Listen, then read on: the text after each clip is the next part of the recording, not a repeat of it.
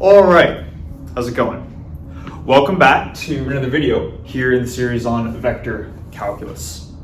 We are still on this section that sometimes I'm calling physical applications of vector calculus, and sometimes I'm calling it Laplace's and Poisson's equation. I'm not exactly sure, they're really intertwined, and you could almost say that the section could be either considered physical applications or learning about techniques for solving Laplace's and Poisson's equation. But this is going to be the last video in this section before we move on to kind of the final main topic of the video series, which is going to be on tensors, which is really exciting. So just to recap what we've done so far, we started, and I know we've been doing this for a little while now, but I want to make sure that we just have all the necessary context before we dive into things. We've been looking at this type of equation right here, this partial differential equation called Poisson's equation. And in the special case where this right-hand side rho is equal to 0, called it Laplace's equation. And what we've been doing so far is we spent a couple of videos now looking at solutions to this equation. And not just solutions, but also properties of the solutions to this equation. And kind of the first step was we said, let's rewrite this as an ODE, and then we can use standard ODE methods, or use standard ODE methods for solving this in the case where your system has a lot of symmetry. And we went through the example of spherical symmetry, and we're going to visit that again in this video. Then in the next video, we looked at the number of solutions to either Laplace's or Poisson's equation. And that's where we looked at the uniqueness theorem. And we saw that the boundary conditions, whether they were Dirichlet or Neumann, kind of played an important role in determining how many solutions exist if they in fact exist, right? And then in the most recent video, we took a look at some of the properties of the solutions to this equation in the convenient case where the right-hand side is 0, right? Functions phi that satisfies the Laplacian of phi equals 0 are called harmonic functions. And that's kind of what we spent the last video looking at, right? We looked at the mean value property as well as the maximum and minimum principles. Right? So now in this video, kind of to round off this section, we're going to start to look at properties or ways which we can compute solutions to this equation where we have the non-zero right-hand side, the full general Poisson's equation. And what we're going to be focused in on is to work within the realm of vector calculus. And what we're going to be looking at are solutions called integral solutions to Poisson's equation. Okay. So to start off, what I'm going to do is I'm going to write out some examples, some physical examples that we've seen before when we were looking at applications to both the gravitational force and the electromagnetic force. And that'll act as kind of our starting point, and then we're going to start to unpack how we can come up with a generalized integral solution for this function phi, right here.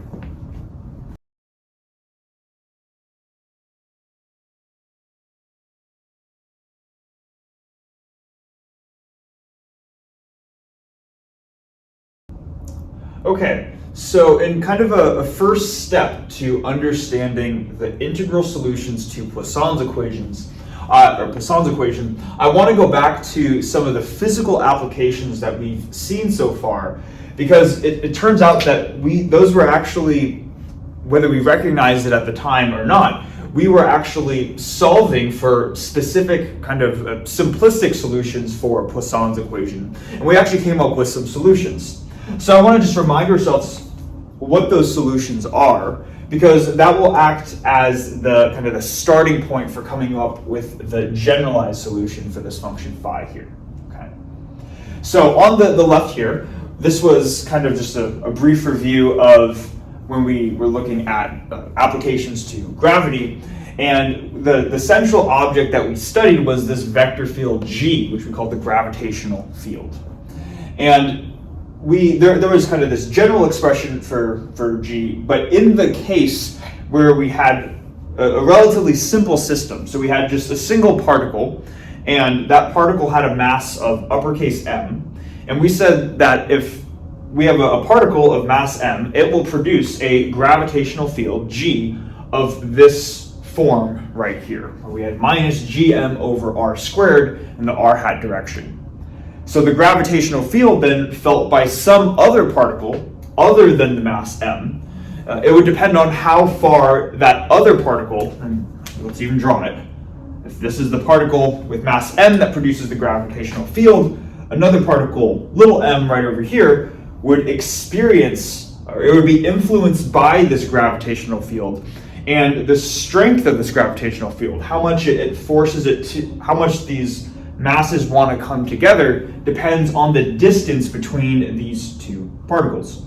And we call that distance r, and that's what this quantity is right here. It is the radial distance, or the distance between these two objects, right? So this was how we came up with the expression for the gravitational field produced from a particle, a single particle with mass m. And then what we did, if you remember, is we said that we could relate this gravitational field g, this vector field, because it was a conservative vector field, to the negative gradient of a scalar function. At the time we just called phi. Now we know it kind of to be the function that is a solution to Poisson's equation.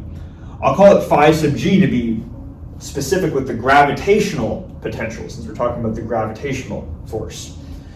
And the basic idea is that this vector field was related to a derivative of this of some scalar function right here. But because the vector field only depended on the radial coordinate, that meant that this gradient sign right here was really just taking the radial derivative of some function. So if we wanted to get phi sub g from here, it was just a matter of integrating this, tack on the minus sign, and this is what we would get for the gravitational potential. We have a sign, and then we have a constant g, which I won't go into again. It's just some physical constant, times the property of the particle, in this case the particle's mass, divided by a factor of r. Okay. And that was kind of the flow of things that we went through when talking about applications to gravity. I'll keep it up there. Then in the next video we talked about electrostatics, where we saw this very similar picture when it came to the mathematical structure of the objects we were studying. Rather than having a gravitational field, we had an electric field, an electrostatic field. And what am I trying to say? Whenever we had a particle that had a charge to it, we could call that charge Q, then that particle produced an electric field, and it had this form right here. We'd go through the same process that we did on this left-hand side over here, where we related the electric field of a single point particle to the electrostatic potential, which I'll call phi sub E for electrostatic potential. And what we ended up getting for this, the same reasons as over here, was this expression, where we have, kind of like here, we have, well, in this case we had g in the numerator, acting as our set of constants, or just in this case a constant. In this case, now the constants are in the denominator, but they're still constants multiplying by something. So we have 4 pi epsilon naught, or 1 over 4 pi epsilon naught. That was in the denominator. And then similarly here, this was the property of the particle. In this case we had the mass, in this case we had the charge, and then we still had this 1 over r dependence. So what that symbolizes to us, or what that should hopefully try to get us thinking about, is maybe for a general type of Poisson's equation, maybe we're not working with just the gravitational field or the electrostatic field, where maybe this isn't a mass density or a charge density, maybe it's any type of density. If we have a single object, a single point particle that has whatever property that we're interested in, can we come up with a generalized expression for phi? Phi sub g look like this, phi sub e look like this, but we're trying to be more general here, and can we come up with a general expression for phi in the case of a single object? And the answer is yes. What I'm going to do is I'm going to give you the answer. It'll seem a little bit like, okay, we can kind of see where things are coming from, but we'll really understand it in the next whiteboard. But I just want to write it out here for now. Whenever we have a single particle, a single object, the potential that is I guess produced from that object, given by Poisson's equation, regardless of what application we're working in right here, has this form where it's lambda over 4 pi r. Now, just to kind of compare different things, we see here there's this general quantity lambda, and we'll see in the next whiteboard that this represents the property of whatever we're studying. In this case, it was the particle's mass. In this case, it was the particle's charge. Lambda is a way of just representing the magnitude of that quantity. How much mass or how much charge do we have? Then we have these 1 over 4 pi factors. They didn't seem to show up in here. They might have seemed to show up in here. So we'll understand why there's this 1 over 4 pi factor. And then really, I think the important part is this 1 over r dependence. Whenever you have a single particle, a single object, the general solution to this equation right here will have this form. So what I want to do is right now we've said this is the solution for a very specific case. Let's first understand why this is true. We can kind of see some similarities, but let's really try to gain a solid understanding. And then we'll use this as our starting point to building up the more general solution next.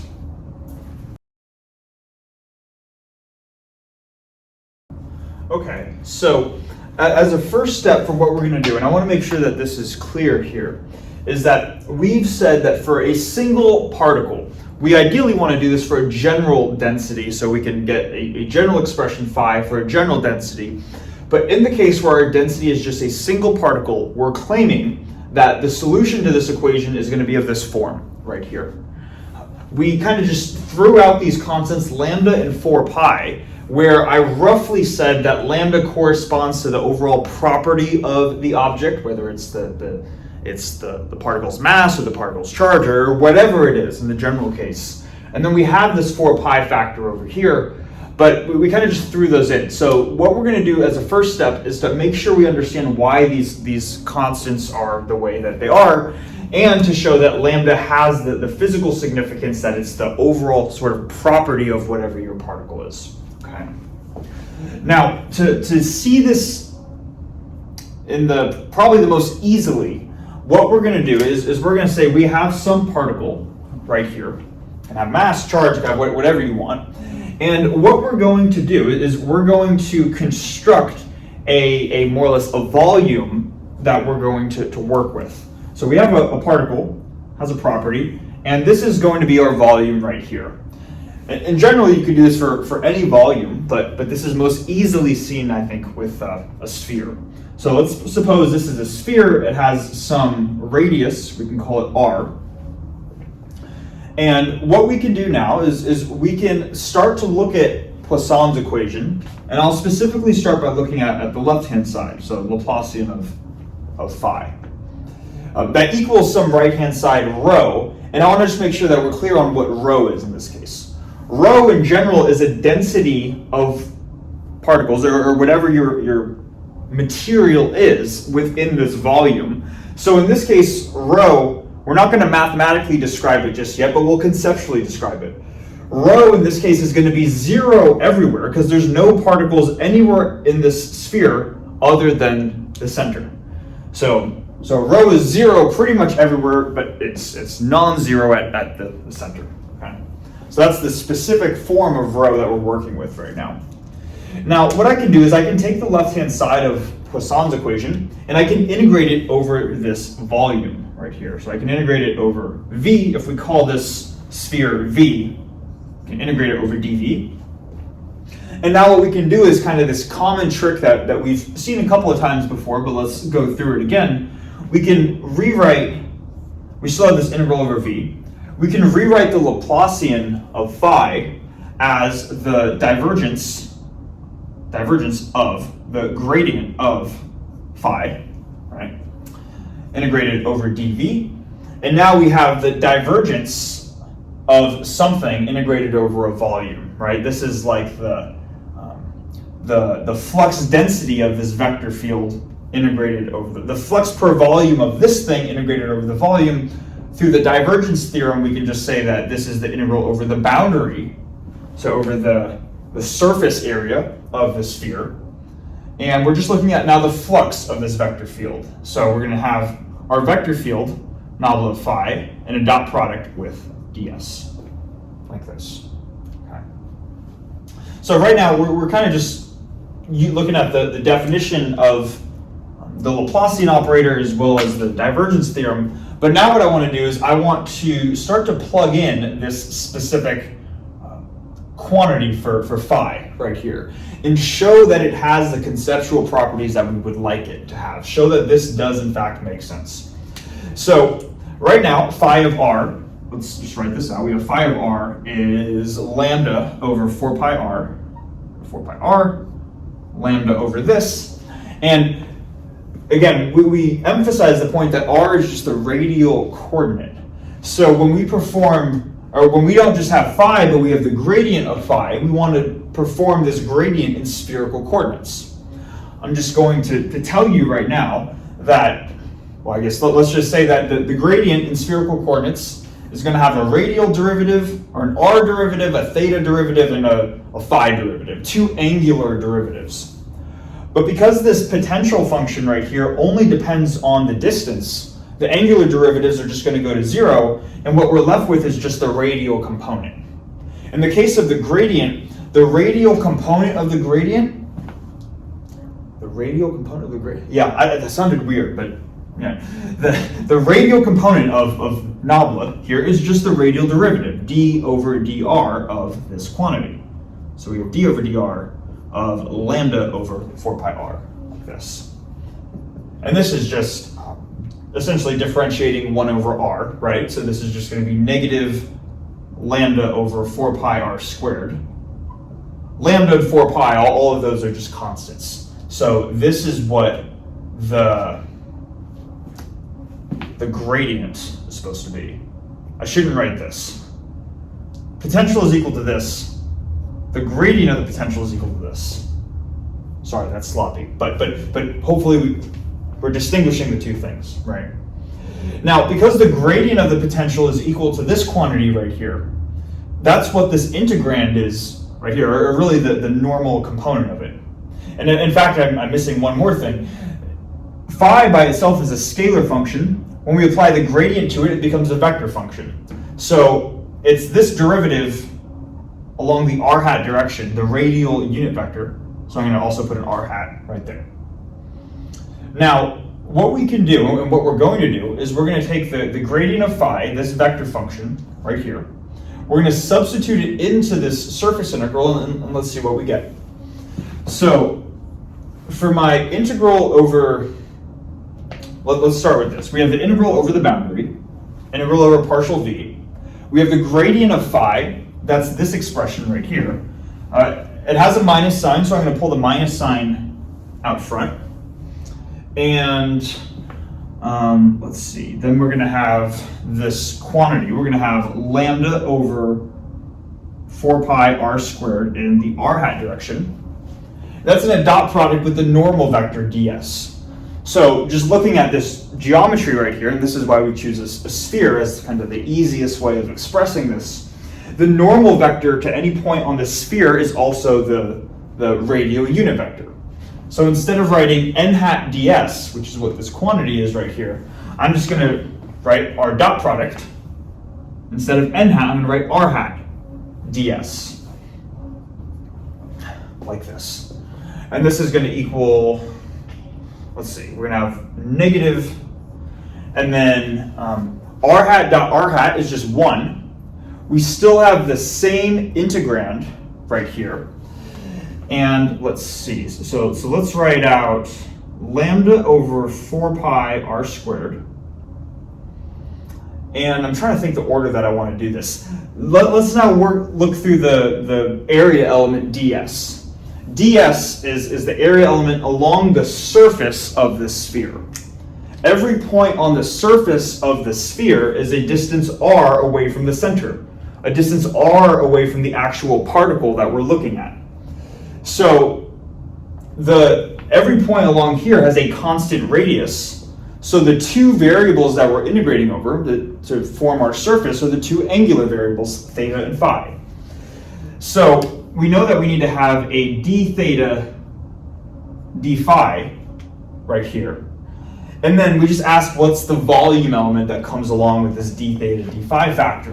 And that's a factor of r squared times sine of theta, like this. Okay. So this is what we have at this point. And notice now that the radial variables end up canceling out. To be precise, to be exact here, r here is being evaluated on the boundary of our sphere. So r doesn't just take on an arbitrary value. It's not any distance in between the center to some point in the volume. It's specifically the distance from the center to the boundary, which is uppercase R. So this little r right here, because we're evaluating it at the boundary, all radial distances at the boundary have a distance of uppercase R. So we turn the variable into a constant. Regardless, we see that these quantities cancel out right here. And let's see what we're left over with. We have the minus sign. I'm going to pull lambda over 4 pi out in the front. So I have lambda over 4 pi. These are just all constants, right? And then we have this integral over d theta, or sine theta d phi. Now, d theta and d phi are the two angular variables. Theta ranges from 0 to pi, and phi ranges from 0 to 2 pi. So we can just plug these in, 0 to 2 pi, integral 0 to pi. And then we have sine theta d phi, like this. Now, if you were to perform these integrals, and it's not hard, just integrate sine theta, you get minus cosine theta, and phi is just a constant, so you're just integrating a constant. The point is, this expression right here, if you were to simplify it, equals 4 pi. Okay. So what we really have as our expression right here is we have our equal sign, we have the constants out front, minus lambda over 4 pi, times the value of these integrals, which is just 4 pi. And this is why we have this 4 pi factor. We see that they conveniently cancel, and we're left with minus lambda. Okay. Now, we're doing a lot of math, and we might say, okay, the individual steps make sense, but what is all of this equal to, right? We have something equals something equals something, and it keeps on going. To remind ourselves of what this equals to here, this originally equaled this quantity right here. So let's plug, or let's just set this equal to the rightmost term. Eventually we saw that we got minus lambda right here. And so the leftmost term in all of this equality chain is the integral over the volume of noblesse squared phi dv. And on the right-hand side, after doing all of this simplification, we get minus lambda, like this. Now, as a final step, what we're going to do is we're going to just replace, so this is what we have at this point. Final thing that we're going to do to get a conceptual understanding for what lambda is, we already saw why we had the 4 pi, right? It was used to cancel out this factor right here. The reason why we have lambda has to do with the fact that we can replace this integrand right here. This is the Laplacian of phi, but according to Poisson's equation, the Laplacian of phi is equal to rho. And I should mention actually as well, in Dexter's notes, and if you go through this, he'll define Poisson's equation up to a minus sign. He'll include a minus sign in Poisson's equation. It's kind of depending on how you define it, whether or not you include this minus sign here. I probably should have included it in the beginning, but we'll include it now. But really, that's just a matter of definitions, whether you want to include it there or not. To understand why we're including the minus sign, because you might be saying, okay, we can put a minus sign there, but why are we doing that, right? The reason why we're doing that has to do with this next step here. So I'm going to replace the Laplacian of phi with now negative rho. So this integrand gets replaced with negative rho. The minus signs cancel, and that's why sometimes we have that convention, so these minus signs cancel out. And now let's just see what we're left with. We're saying that whatever this mystery parameter is, lambda, this is what it's equal to. and it's equal to the integral of your density added up over the volume. In this specific case, we can ask, how dense is our system? Well, this density is zero everywhere, pretty much everywhere. There's nothing in our volume except at the center where we have some particle. And so rho would account for that.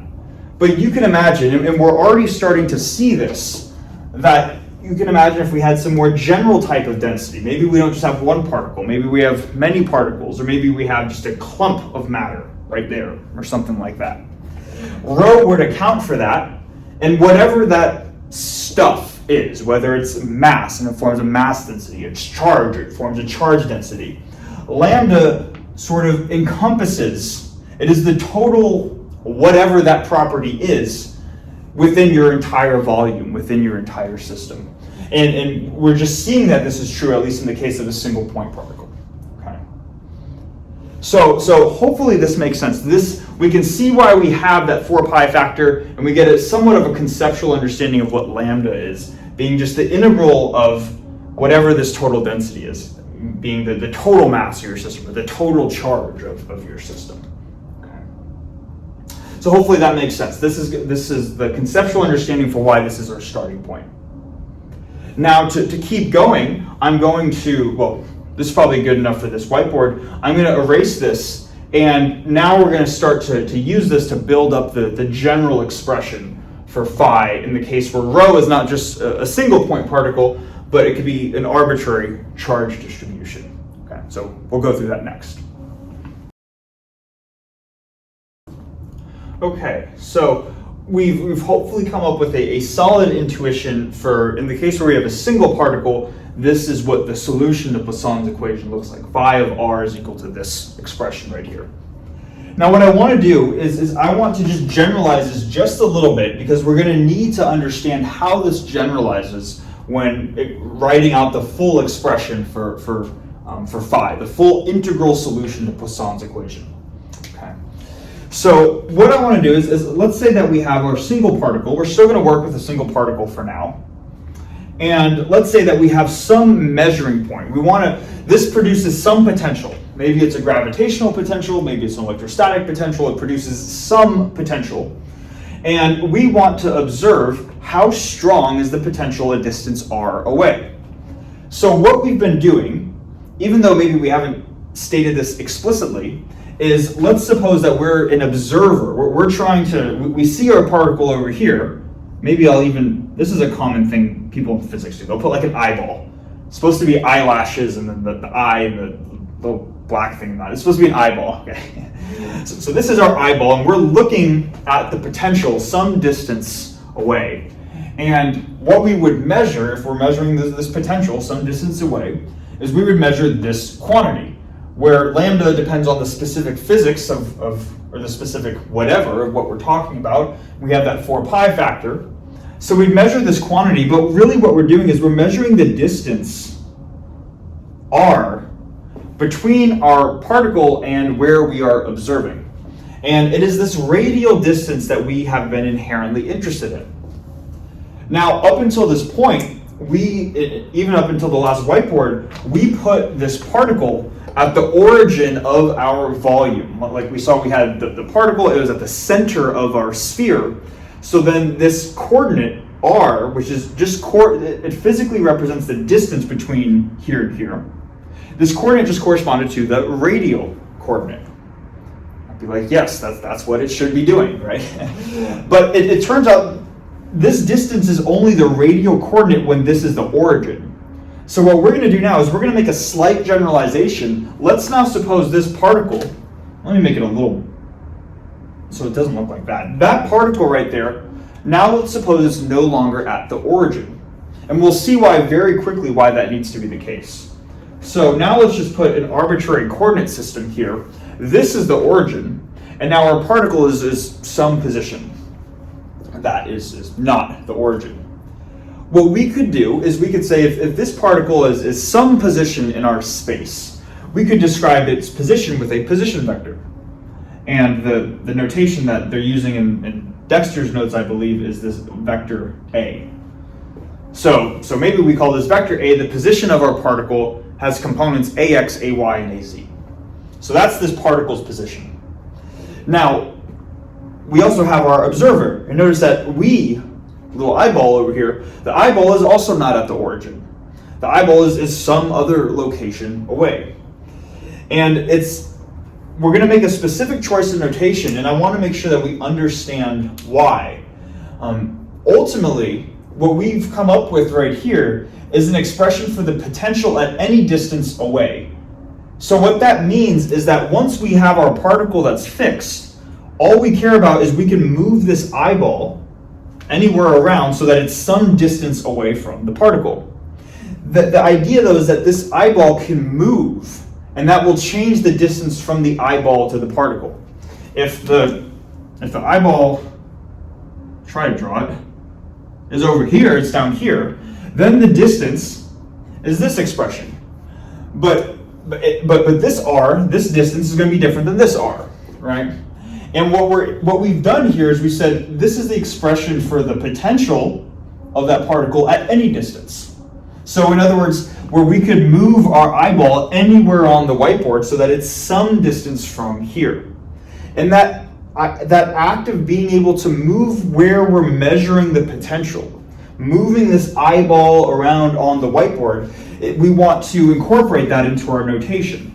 So what we're going to do is we're going to say if we can vary where we're measuring the potential, where we put the eyeball, let's use the notation that describes how that this thing might vary. Let's call this r, the vector r.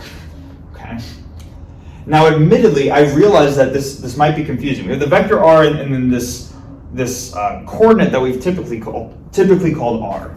Let's erase this, even though that's what this r represents. Now we have this more general picture. We have some general position of the particle and some general position vector r to describe where we're measuring it. So what we can do now is we can say, how can we come up with this distance right here? And the first thing that we can do is we can recognize that this distance is actually just the length of a specific vector. And we would have to go back to, if we're not familiar with vectors, we'd have to go back to properties of vector addition and subtraction. But it turns out that this vector right here is the vector r minus a. All right. And let me make sure I'm getting this right. So do this, you do this. So I believe r minus a is r plus negative a. So it's like this, this. Okay. So the vector r minus a should be, if I did it right, is this vector going from here out to here. The difference of two vectors is just another vector, right? So what we've done is we've expressed this quantity here as a vector quantity in terms of these two previously defined position vectors. But we don't want the vector quantity. The only thing that we cared about here, notice that this isn't phi of a vector r, this is just phi of the distance between here and here. So what this distance actually is in terms of this notation is it's just the magnitude of this vector.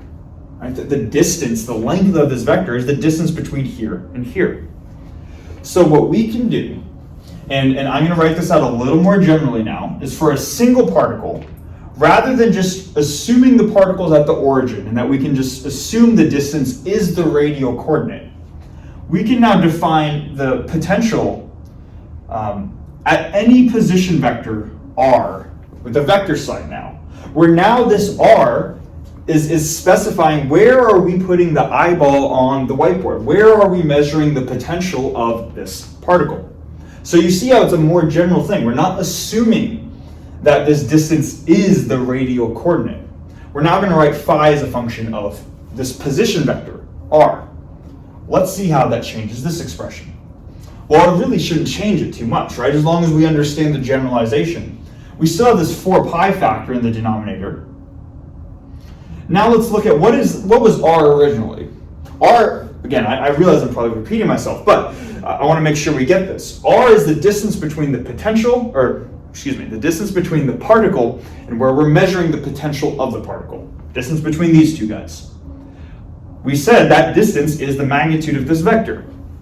So let's just replace now r with the magnitude of that vector. So the magnitude of r minus a. Hopefully it makes sense that it's a magnitude too, right? Because whether this vector itself is positive or negative, all we care about is the distance between those two, and that should be a strictly positive quantity. So we're taking the absolute magnitude signs, right? So that's the generalization in the denominator, and then the numerator is going to stay the same. Again, lambda corresponded to the strength of whatever property this particle had. The strength, the amount of mass, or the amount of charge corresponding to this particle. So it's this expression that we're going to use now for the solution for the potential produced by a single particle. Okay. So hopefully that makes sense.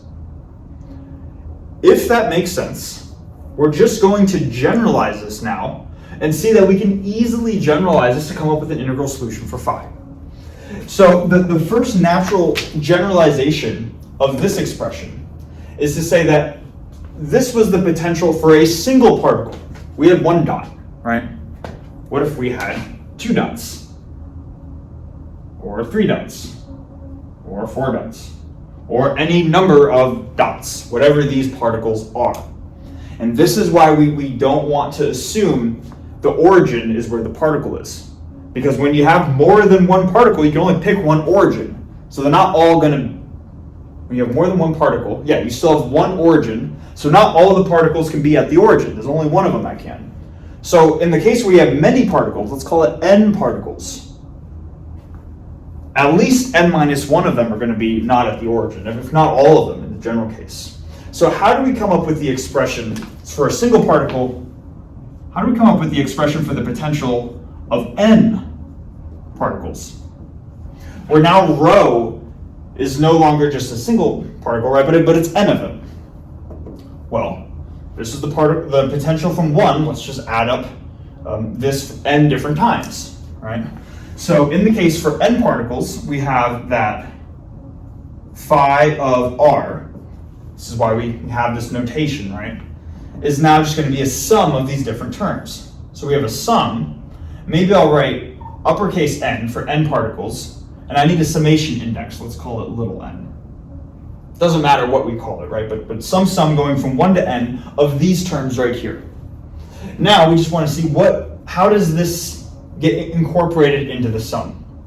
We have this 4 pi factor. That's going to be there regardless. So we have this 4 pi in the denominator. Now, what we need to account for here, or what we need to conceptually think of, is that, again, this quantity, I'm going to keep repeating it, it is the distance between a given particle, this particle, and where we're observing, where we're measuring the potential, right? So for particle 1, it was a distance, or for particle 1, it had a position vector of a. Maybe in the general case, let's call it a1. Maybe this particle over here has a position vector a2, a3, a4, like this. So do we see how when we add different particles, we're not necessarily by default moving where we're putting the eyeball. It's just that these different particles have different position vectors to describe where they're located. So and they can have different position vectors while our eyeball stays the same. We didn't need to move the eyeball to all of a sudden have these particles. We just plopped them into this world that we have over here, and the eyeball stayed in one spot. So what we're going to see is that r is not going to change because we still have our eyeball right here. What's going to change is the position. Or in other words, as we add up the different particles, each particle is going to have its own respective position. So we're still going to have r right here, but rather than just minusing a, I'm going to subtract a sub n, where a sub n is the position of the nth particle. Okay? So hopefully that makes sense. And now let's just go up to the numerator here where we have this quantity lambda. We just want to be careful here because lambda was the strength, the amount of mass or the amount of charge that the particle had. But as you can probably imagine in the general case, maybe this dot has more mass than this dot. Or this dot has more charge than this dot. The amount of stuff that a given particle has is going to vary, in the general case, from particle to particle.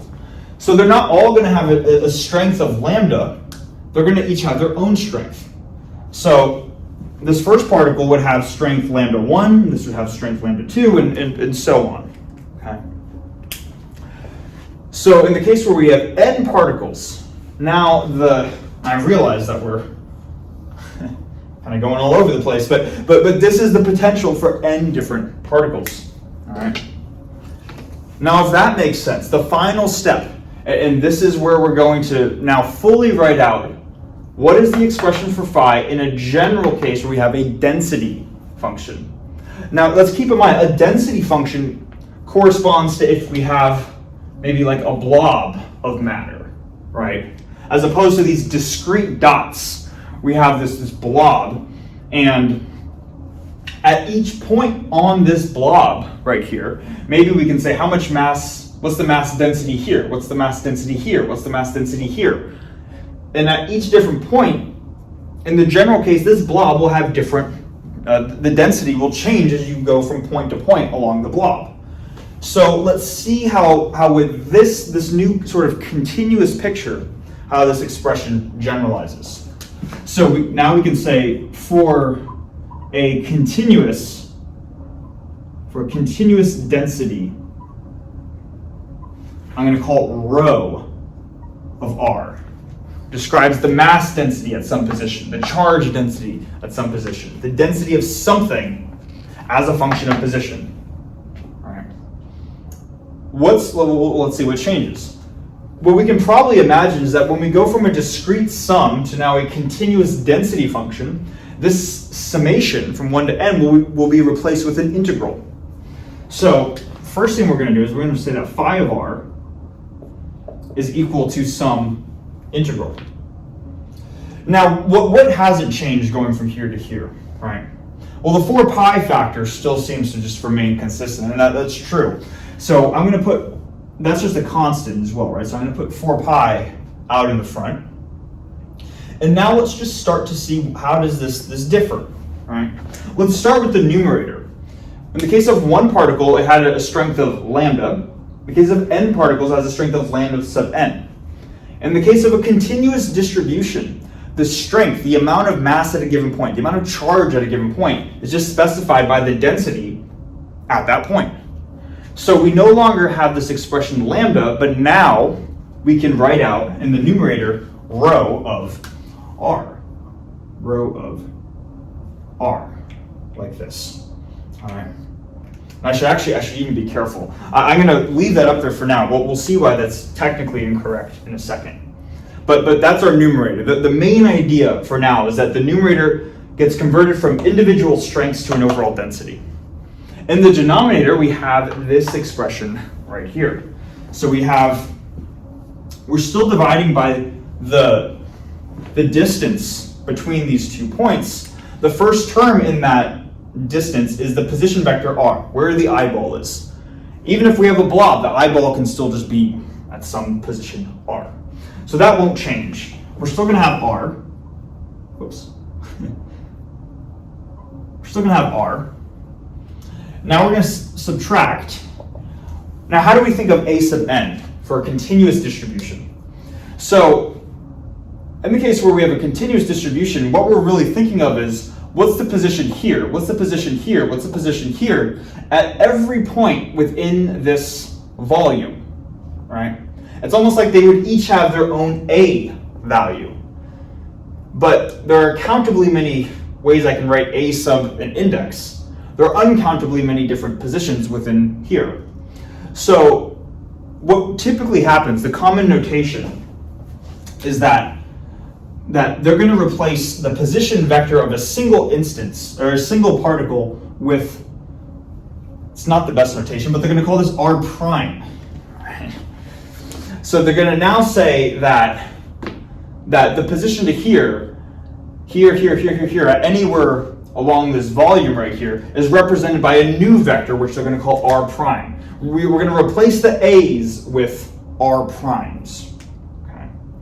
So this is now the location, r prime, and maybe let's even draw this. I hope it doesn't get too messy. This is getting messy. R prime, though, is the position to any point, from the origin to any point within this density right here. So same conceptual idea. This R prime represents the same thing as the A's. Now it's at this point where I want to just pause, because I said this numerator was technically incorrect. R prime is the position of any part of this blob from the origin. We also want to measure the corresponding density of any point on this blob. So we want to not measure the density at R. R is this guy. We want to measure the density at R prime. So rho now becomes rho of R prime. Okay? And if you want to find the total potential produced from this point, this continuous density distribution right here, you would need to integrate over the volume of whatever this quantity is, whatever this blob is. If the position of this blob, or of a point on this blob, is represented by R prime, let's suppose that the overall volume then is a volume V prime. So we're now going to integrate over V prime, like this. And it is this expression that I really need to box, because this is kind of the main punchline of the video, okay? Where we have now just kind of systematically come up with an integral solution for the potential given any sort of distribution, density distribution rho. You can express rho in terms of whatever the coordinates are. You're just going to integrate over those coordinates over the volume which rho is defined, where you have a blob present. Okay, there's going to be this integral, and if you can compute this integral, then you now have a solution to Poisson's equation. All right. In practice, computing the integral kind of depends on how complicated rho is, right? And it can quickly get complicated. But this is the main punchline. This is how we can find, this is the solution to Poisson's equation for any density distribution rho. So I'm going to erase the board, see how much time that's been, and see if we want to call it there or if we want to move on to one more thing before calling it next. All right, so I decided, I think that's the main point that I want to get across. We wanted to come up with a general integral solution for Poisson's equation, and we did that. As a final thing though, just because this is going to be useful for a lot of the upper division physics courses, and it's good knowledge in general, is that when we started by building up the integral solution to this to Poisson's equation, noblet squared of phi is rho here. We said that rho is this continuous density distribution. So we could say that rho is a function of R, right? Now, the thing though is that we built up the solution to phi from the discrete case, where we didn't have this continuous density distribution, but rather we had a discrete number of point particles. So the natural question that you might have is to say, well, if this is supposed to represent a continuous density distribution, how can I, if even possible, is it possible, and if so, how can we represent a continuous density distribution with discrete particles? It might seem like these discrete particles are just different fundamentally than this continuous distribution, right? Like this is the discrete picture, this is the continuous blob picture, okay? And it turns out that in order to, it turns out that we can represent the discrete picture. If this square right here is our volume, we could represent a continuous density distribution rho of R for these three discrete particles. Or let's start with just one to make it easy. Or let's go with one to make it easy.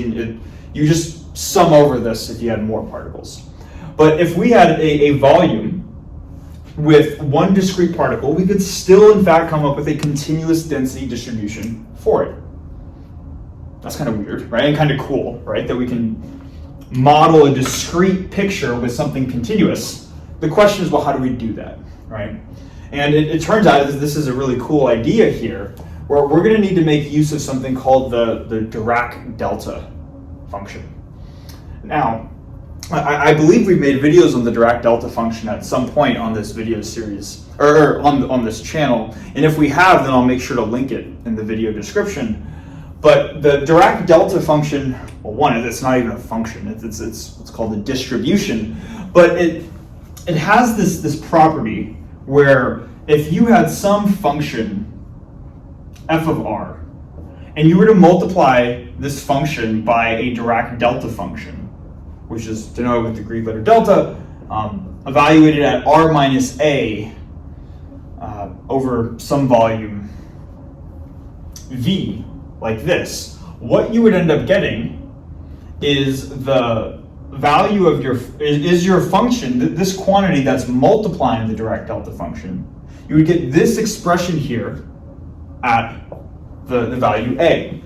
And I feel like the video has gone on long enough. I don't want to go into details of the Dirac Delta function. I recommend watching another video, whether it's mine or some other one on it, to feel like we're comfortable with what it is. But this is just a property that I want to take away here, because it is this property that can help us sort of understand how we can model this discrete object here, this little point particle with a strength lambda. Basically, if we were to look at the density distribution of this volume right here, if we were to measure the density here, is 0. Measure it here is 0. Measure it here, it's 0, 0, 0, 0. 0 everywhere except right here. So what we can do then is we can say that our density function, rho of r, is going to be equal to pretty much 0 everywhere, and that's encapsulated by this delta function.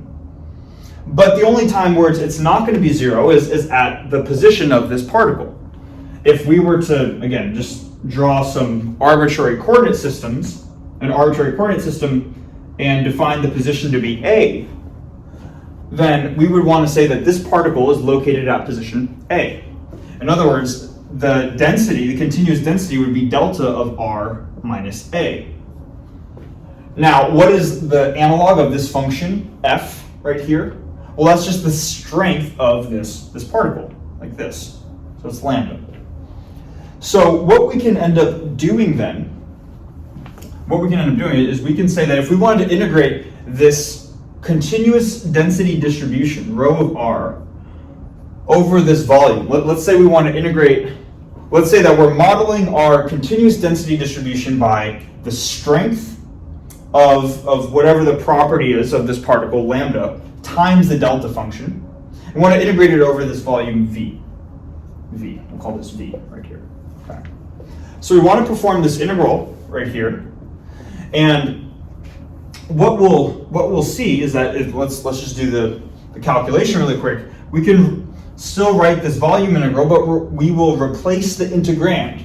Rather than having rho of r, we'll replace it with lambda times delta of r minus a, like this, dv. And according to this rule right here, this would just give us this would end up just giving us lambda evaluated at the position A. Now, in this case, this quantity here was a scalar function, whereas here lambda just happens to be a constant. You can imagine, though, if you had multiple particles which each had their own lambda value, their own mass amount or charge amount, then this would be lambda of the first particle, or the second, or the third. So what we can do, and the main takeaway here, is that whenever you want to model a continuous density distribution, rho of r, and you want to use a continuous density distribution to model a set of discrete particles. In the case where you have one particle, this is what it's equal to. In the case where you have two particles, it's a sum over 2. In the case where you have n particles, it's a sum of n of these different terms right here. And just according to properties of delta functions, you should get the same overall results when you integrate this density. Okay. So that's kind of just, I guess, a slight side note, but you see it a lot in upper division physics, modeling discrete systems by continuous distributions. So I want to call it there. I think that's good enough. We accomplished our main goal of finding integral solutions for the potential. So yeah, thanks so much for watching, and I'll see you in the next one.